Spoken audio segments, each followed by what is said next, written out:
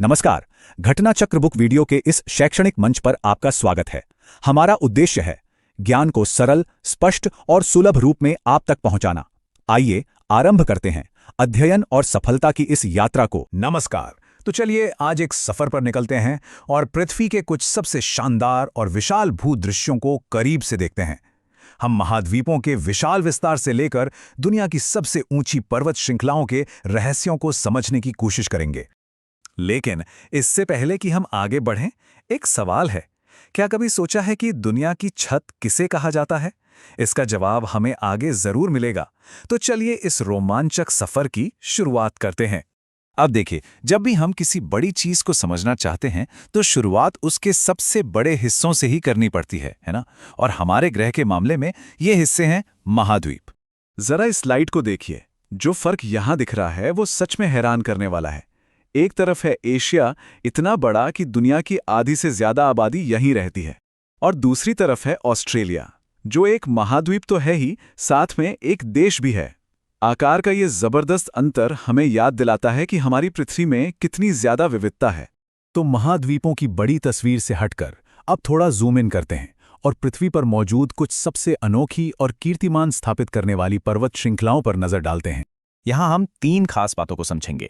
दुनिया की सबसे लंबी पर्वत श्रृंखला कौन सी है, उस सवाल का जवाब कि दुनिया की छत आखिर है क्या, और एक क्लासिक वलित पर्वत का उदाहरण भी देखेंगे। तो सबसे पहले मिलते हैं एंडीज पर्वत श्रृंखला से।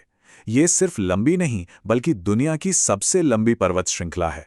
दक्षिण अमेरिका के पश्चिमी किनारे पर यह 7000 किलोमीटर तक फैली हुई है।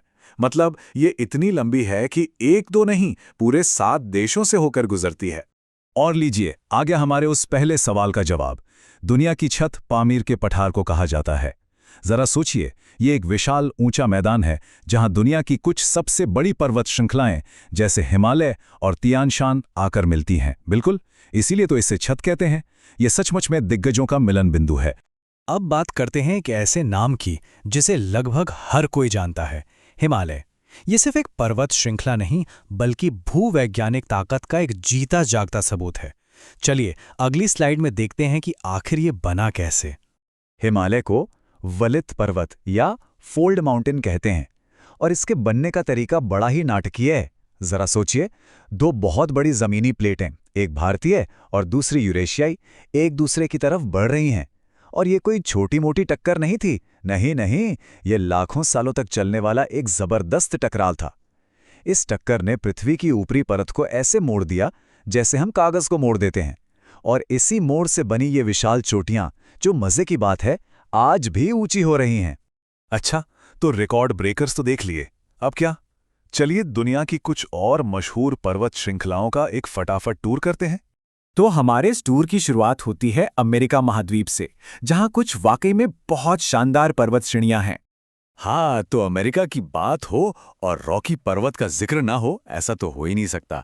ये कनाडा से लेकर न्यू मैक्सिको तक फैले हैं और अपने खूबसूरत नज़ारों के लिए मशहूर हैं।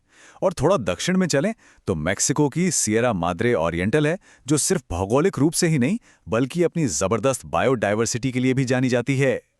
ठीक है, अब अटलांटिक महासागर को पार करते हैं और पहुंचते हैं यूरोप और अफ्रीका। यूरोप में आल्प्स को कौन नहीं जानता।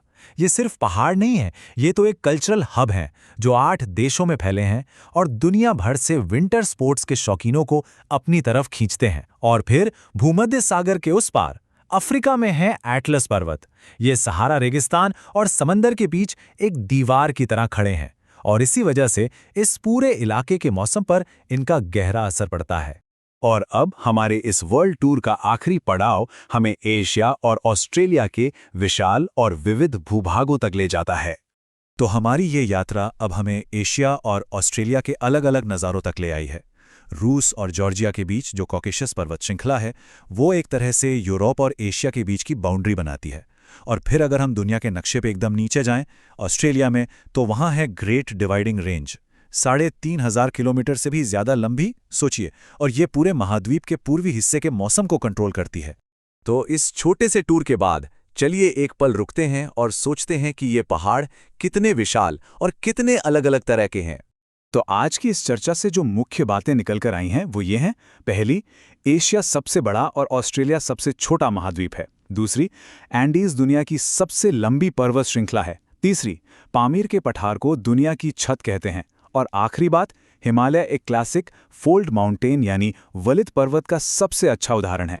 हमने ये तो जान लिया कि इन पहाड़ों को बनने में लाखों साल लगे। ये हमें एकदम स्थिर और हमेशा रहने वाले लगते हैं ना, पर असल में ये लगातार बदल रहे हैं, भले ही वो बदलाव हमें अपनी आंखों से ना दिखे। और यहीं से एक बहुत दिलचस्प सवाल उठता है।